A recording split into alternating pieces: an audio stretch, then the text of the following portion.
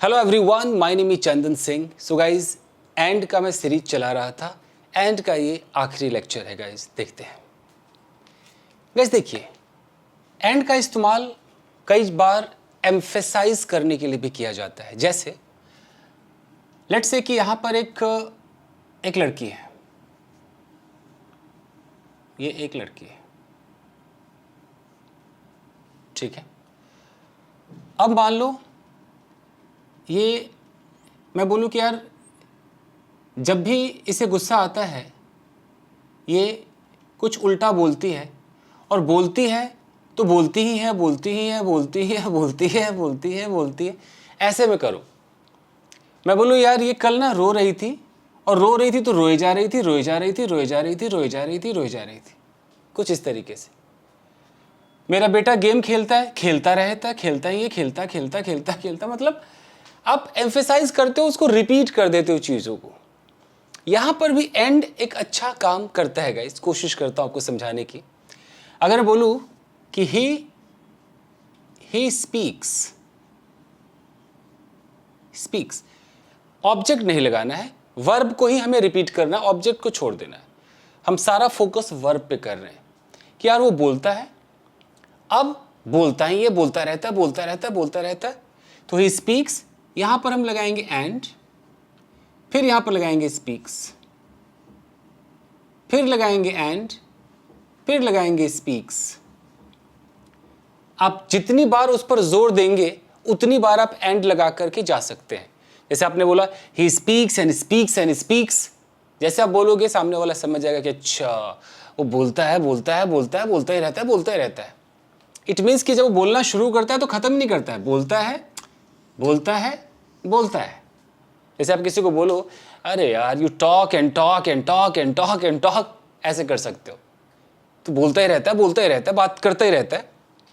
और देखो, अगर बोलूं कि यार वो रो रही थी, तो शी वॉज क्राइंग, वो रो रही थी, शी वॉज क्राइंग।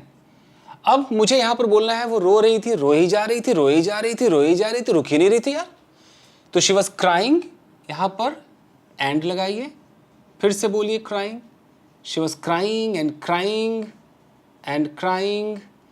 जितनी बार चाहे उतनी बार एंड लगाइए, एंड क्राइंग। क्लियर? कुछ आ रहा समझ में? छोटा सा है लेकिन आप इसका इस्तेमाल कर सकते हैं। She was crying and crying and crying and crying.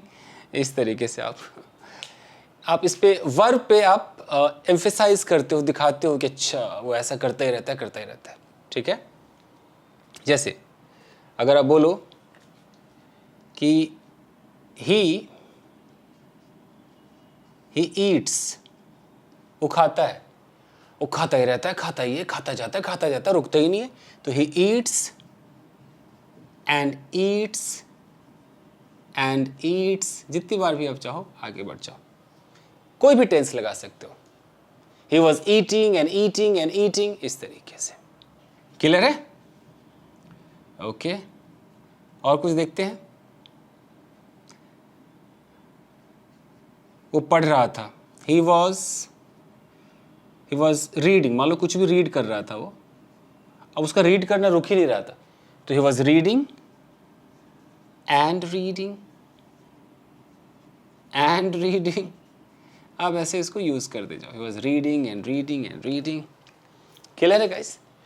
तो एंड का जो मैंने आपको बताया लास्ट लेक्चर में, मैं इतना समझा के जाऊं कि मैंने आपसे कहा था कि एंड एक कोऑर्डिनेटिंग कंजंक्शन है। एंड जो है किस फैमिली से लिया गया है? फैन बॉयज फैमिली से लिया गया है, जिसमें ये FANBOYS है। हमने एंड को पूरे डिटेल में देखा है।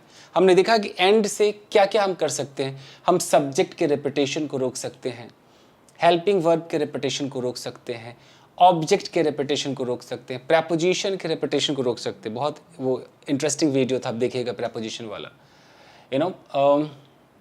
इन्फिनेटिव का जो टू आता है तो दूसरे बार में उस टू को भी हम रोक सकते हैं, उस टू को नहीं लगाएंगे। प्रेडिकेट के रेपिटेशन को हम रोक सकते हैं। और आज हमने देखा कि हम रेपिटेशन कर सकते हैं। आज हमने देखा कि हम एक ही चीज़ को बार बार एंड लगाकर बोलेंगे तो वो कई बार हम एम्फेसाइज करते हैं, उसको बहुत दिखाते हैं कि ऐसा करता ही रहता है, करता ही रहता है, करता ही रहता है। ठीक है? चलिए guys, so thank you very much everybody, video को लाइक कीजिएगा। अब अगर आप चाहें तो मैं फैन बॉयज़ की जो बचे हुए कंजंक्शंस हैं उस पर भी सेपरेट वीडियोस ला सकता हूं, जैसे कि मैं एफ पर ला सकता हूं, एन पर ला सकता हूं। तो कमेंट में अगर आप लिखेंगे तो मैं कोशिश करूंगा। Thank you very much everybody, thank you.